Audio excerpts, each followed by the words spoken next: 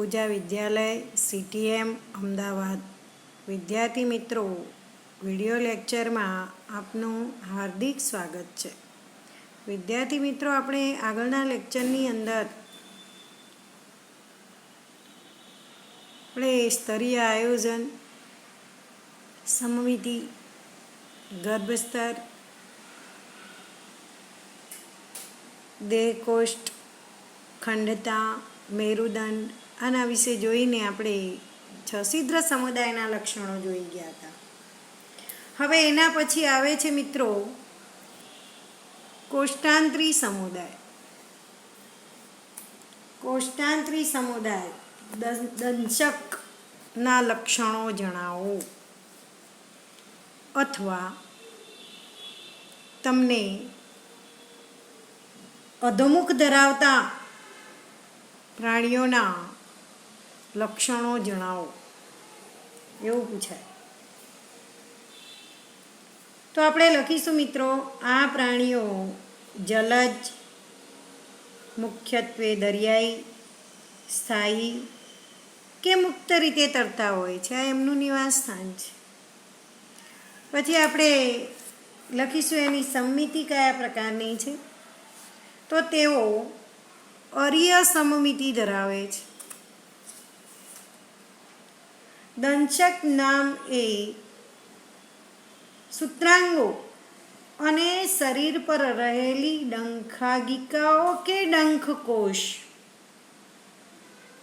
કે સૂત્રાંગ કોષો ધરાવતી રચનામાંથી ઉદ્ભવે છે. આ સમુદાયના જે પ્રાણીઓ છે એમાં સૂત્રાંગો આવેલા છે.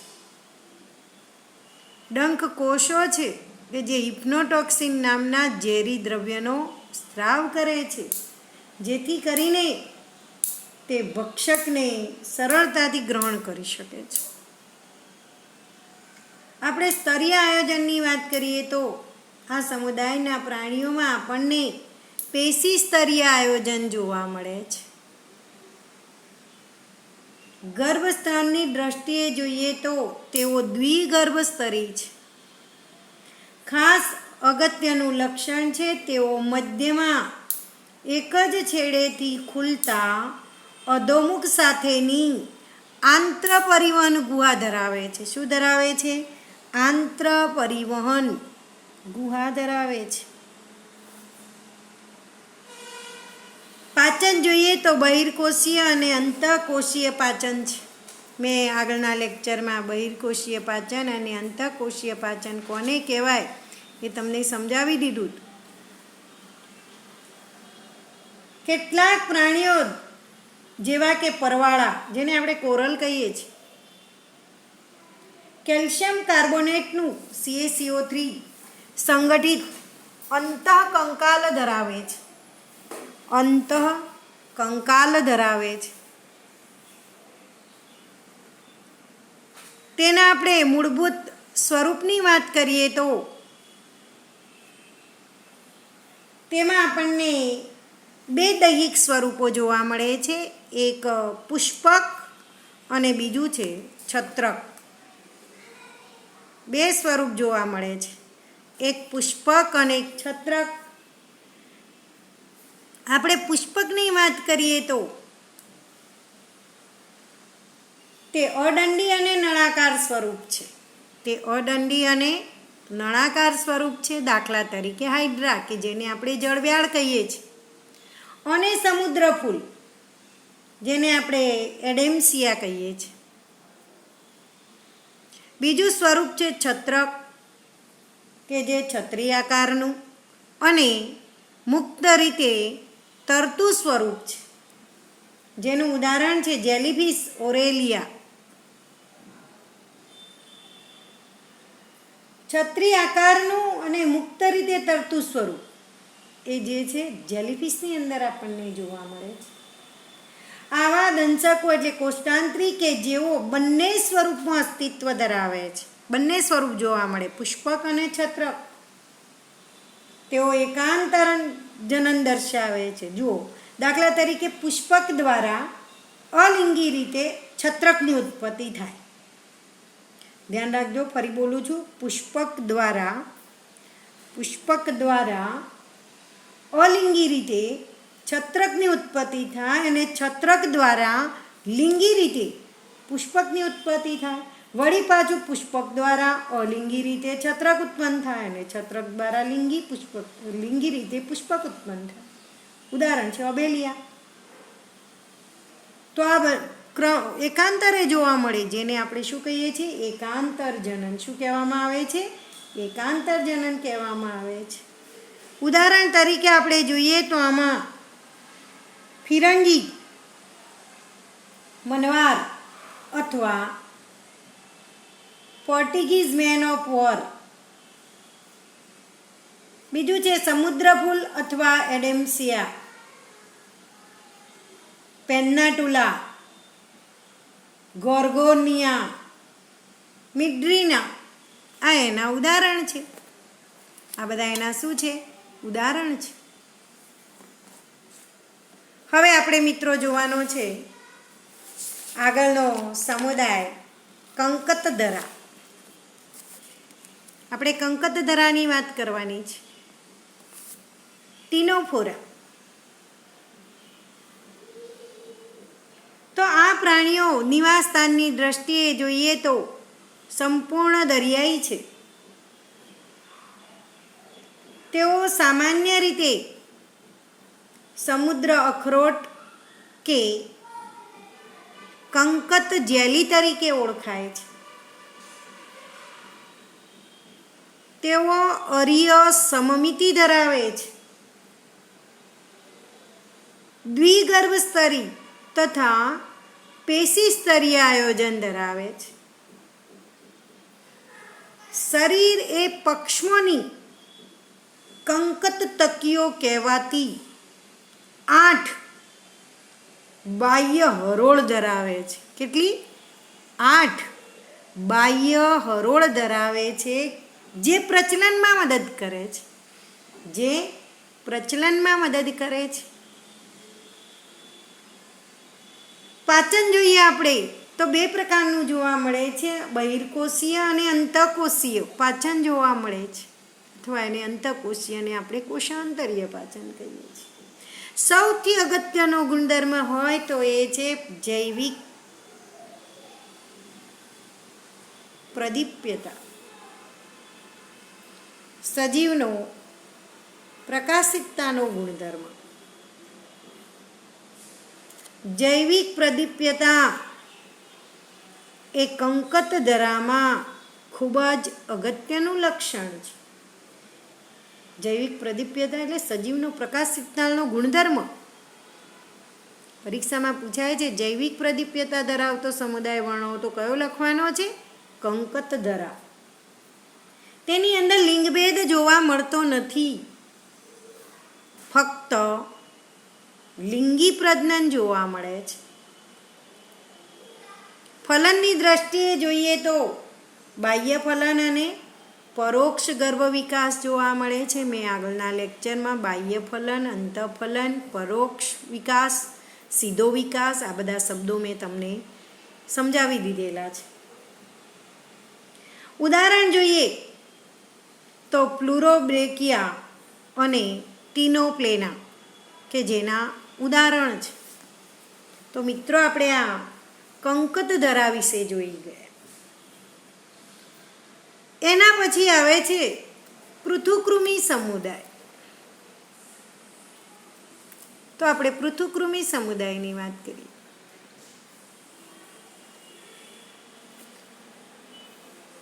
પૃથુકૃમિના લક્ષણો આપો અથવા ચપટાકૃમિ પ્રાણીઓના લક્ષણો જણાવો. આને એટલા માટે ચપટાકૃમિ કીધા છે કે આનો દેહ જે છે પૃષ્ઠ વક્ષ બાજુએ જોઈએ તો આપણને ચપટો દેખાય છે, એટલે આનું નામ આપ્યું છે ચપટાકૃમિ. શું નામ આપ્યું છે? ચપટાકૃમિ. તો તેઓ પૃષ્ઠવક્ષીય ચપટો દેહ ધરાવે છે, આથી તેમને ચપટાકૃમિ કહેવામાં આવે છે. ક્યાં જોવા મળે છે આપણને? તો તેઓ મુખ્યત્વે મનુષ્ય સહિત અન્ય પ્રાણીઓમાં જોવા મળે છે. તેઓ અંતઃપરોપજીવીઓ છે.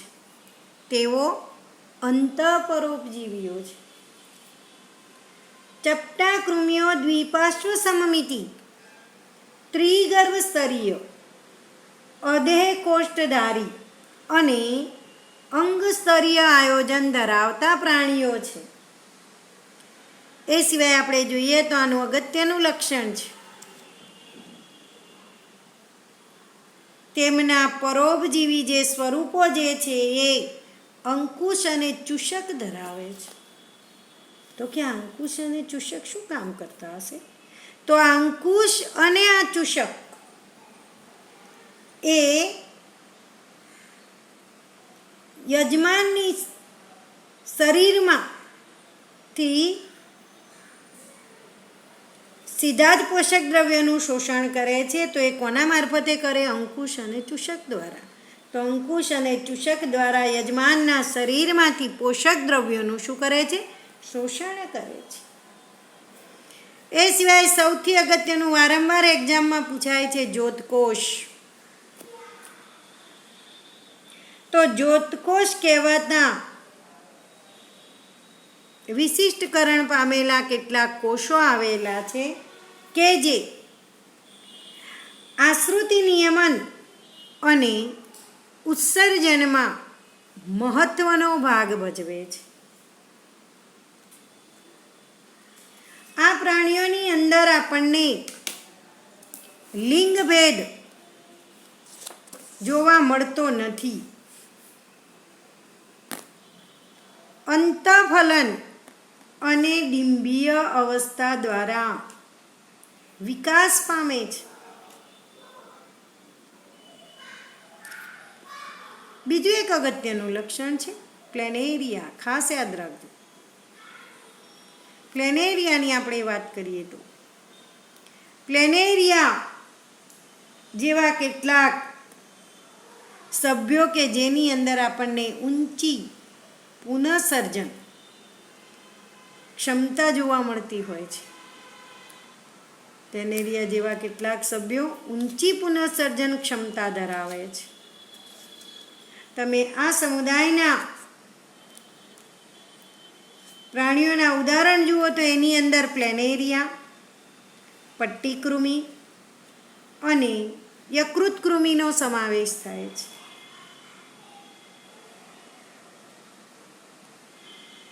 એના પછી મિત્રો આપણે જોઈશું સૂત્રકૃમિ સમુદાય. કયો જોઈશું? સૂત્રકૃમિ સમુદાયની વાત કરીશું.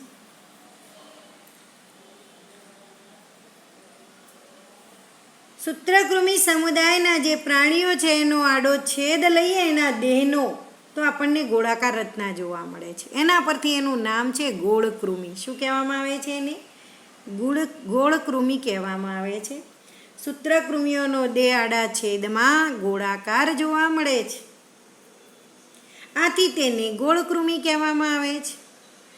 તમે આનું નિવાસસ્થાન જુઓ તો તેઓ મુક્તજીવી, જલજ અને સ્થલજ અથવા વનસ્પતિ અને પ્રાણીઓમાં પરોપજીવી છે.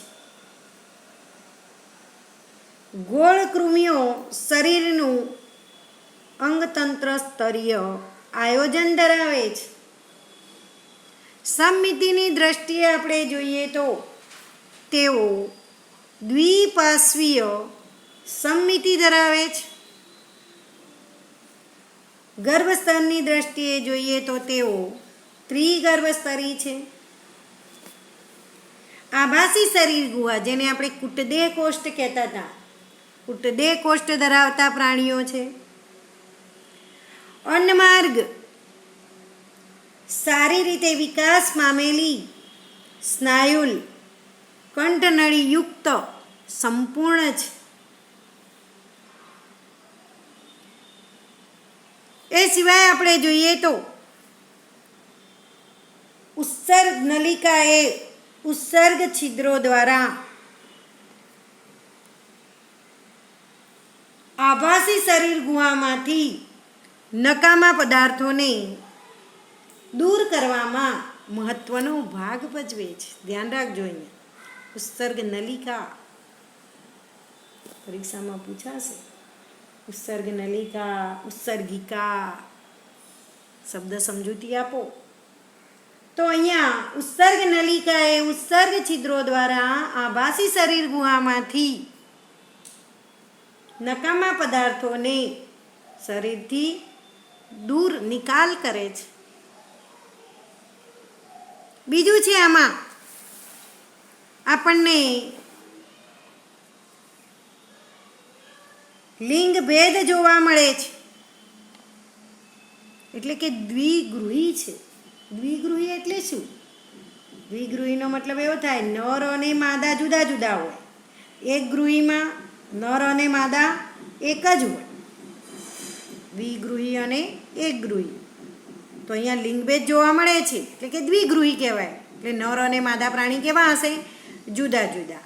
ઘણીવાર જોઈએ આપણે તો માદા એ નર કરતાં લાંબુ હોય છે. એટલે કે નરનો પશ્વ છેડો તમે આકૃતિમાં જોશો ને તો નરનો પશ્વ છેડો વળેલો હોય છે અને માદા પ્રમાણમાં કેવું હોય છે? સીધું હોય છે. અંતઃફલન અને વિકાસ પ્રત્યક્ષ કે સીધો મેં તમને પહેલાં સમજાવી દીધું છે. વિકાસ સીધો, પરોક્ષ. બાળ સ્વરૂપ પુખ્ત પ્રાણી જેવું જ છે.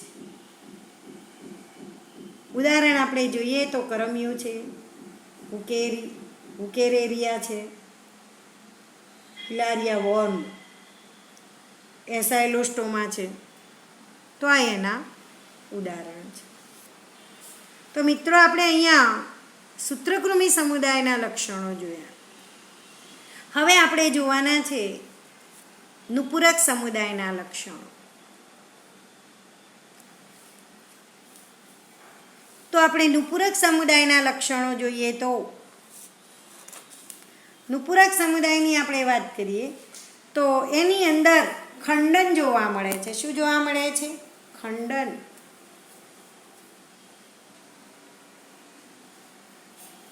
શરીર ઉપર તમે જુઓ તો તમને ખંડ જોવા મળે છે. નિવાસ સ્થાનની દ્રષ્ટિએ આપણે જોઈએ તો તેઓ જલજ છે. જલજ એટલે કે મીઠા અને ખારા પાણીમાં જોવા મળે છે.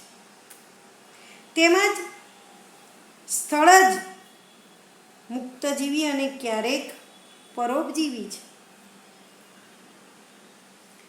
અંગતંત્રની દ્રષ્ટિએ જોઈએ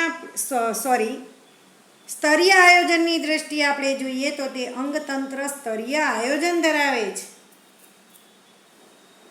સમમિતિની દ્રષ્ટિએ આપણે જોઈએ તો તેઓ દ્વિપાર્શ્વીય સમમિતિ ધરાવે છે.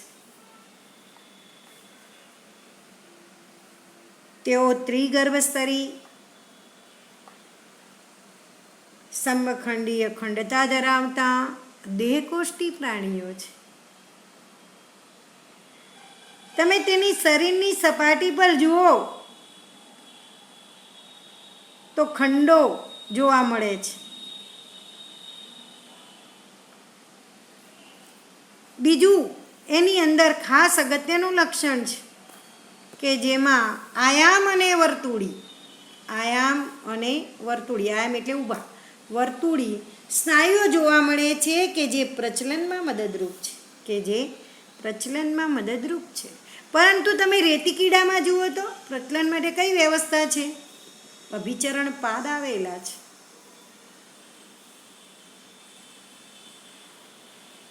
અને આ અભિચરણ પાદ જે એના પાર્શ્વીય ઉપાંગો છે બંને બાજુએ આવેલા છે કે જે તરવામાં મદદરૂપ છે.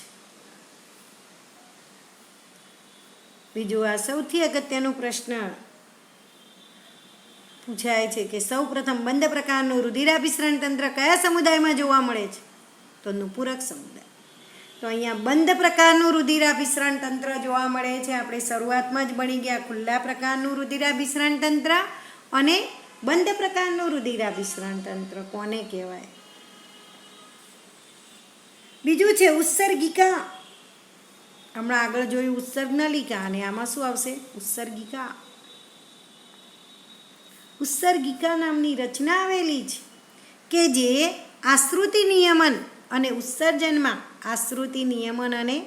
ઉત્સર્જનમાં મદદરૂપ થાય છે. બીજું છે આ સમુદાયના પ્રાણીઓનું જે ચેતાતંત્ર જે છે તે એક જોડ ચેતાકંદોનું બનેલું છે, જે બેવડા વક્ષ ચેતારજ્જુ સાથે પાર્શ્વીય ચેતાઓથી જોડાયેલું છે.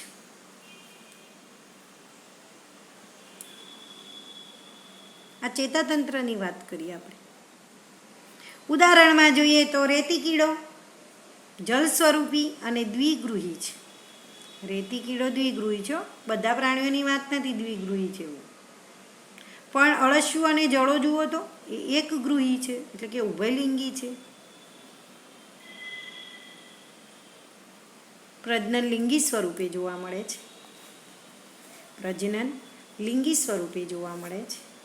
ઉદાહરણ તરીકે જોઈએ તો રેતી કીડો, અળસિયું, લોહી ચૂસતી જળો, હિરુડેનેરિયા, તો આ એના ઉદાહરણ છે.